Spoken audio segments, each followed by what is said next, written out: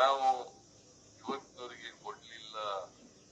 ನಾವು ಹೇಳಿದಿವಿ, ಇಷ್ಟು ದಿನ ಆಯ್ತು ನಾನು ಭೇಟಿ ಮಾಡಿ, ಮೆಮೊರಾಂಡಮ್ ಕೊಟ್ಟು 6 ತಿಂಗಳಾಯ್ತು. ಮೆಮೊರಾಂಡಮ್ ಕೊಟ್ಟು 6 ತಿಂಗಳು,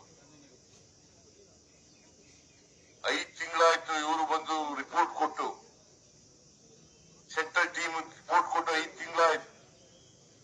ಇವತ್ತಿನವರಿಗೆ 5 ತಿಂಗಳಿಂದ ಮೀಟಿಂಗೂ ಕರೆದಿಲ್ಲ, 1 ರೂಪಾಯಿನೂ ಬಿಡುಗಡೆ ಮಾಡಿಲ್ಲ.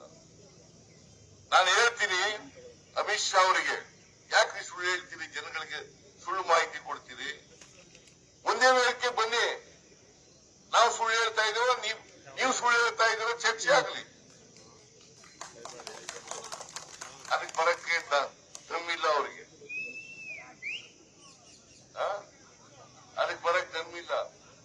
ನಾನು ಹೇಳಿದೆ, mister Narendra Modi, mister Narendra Modiji, mister Amit Shah, ನಾನು ಸುಳ್ಳು ಹೇಳಿದ್ರೆ ರಾಜಕೀಯ ನಿವೃತ್ತಿ ಆಗ್ತೀನಿ. ನೀವು ಸುಳ್ಳು ಹೇಳಿದ್ರೆ ಏನ್ ಮಾಡ್ಬೇಕು? ಅವರು ಏನ್ ಮಾಡ್ಬೇಕ್ರಿ? ಹೋಗ್ಬೇಕಲ್ವಾ? ಮತ್ತೆ ಅವ್ರಿಗೆ ಪಾಠ, ಸುಳ್ಳು ಹೇಳ್ತವ್ರಲ್ಲ, ಪಾಠ ಕಲಿಸೋದೇನು? ನೀವು ಕಲಿಸ್ಬೇಕಲ್ವಾ? 26ನೇ ತಾರೀಕು, ಏಪ್ರಿಲ್ 26ನೇ ತಾರೀಕು ಕರ್ನಾಟಕದಲ್ಲಿ ಮೊದಲನೇ ಹಂತದ ಚುನಾವಣೆ ನಡೀತದೆ.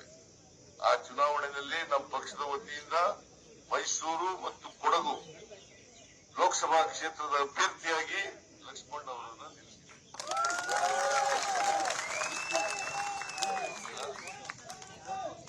ಈ ಸುಳ್ಳಿನ ಬಿಜೆಪಿಗೆ ಪಾಠ ಕಲಿಸ್ಬೇಕಲ್ವ? ಕಲಿಸ್ಬೇಕ ಬೇಡ? ಕರ್ನಾಟಕಕ್ಕೆ ಅನ್ಯಾಯ ಮಾಡಿರ್ತಕ್ಕಂಥ ಬಿಜೆಪಿಗೆ ಪಾಠ ಕಲಿಸ್ಬೇಕ ಬೇಡ? ಈ ಅನ್ಯಾಯ ಸಮರ್ಥನೆ ಮಾಡ್ತಕ್ಕಂಥ ಕರ್ನಾಟಕದ ಬಿಜೆಪಿಯವರಿಗೆ ಬುದ್ಧಿ ಕಲಿಸ್ಬೇಕ ಬೇಡ? ಹಂಗಾಗದಾದ್ರೆ 26ನೇ ತಾರೀಕು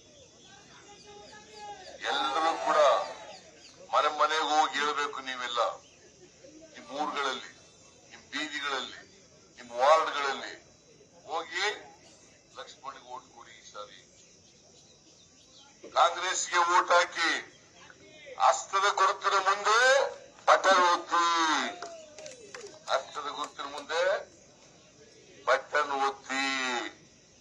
ಲಕ್ಷ್ಮಣ್ 100 ಗೆದ್ದೇ ಗೆಲ್ತಾರೆ. ಅನುಕ್ಷಣದ ಸುದ್ದಿಗಳಿಗಾಗಿ ವಿಸ್ತಾರ ನ್ಯೂಸ್ ಯೂಟ್ಯೂಬ್ ಚಾನೆಲ್ ಸಬ್ಸ್ಕ್ರೈಬ್ ಮಾಡಿ.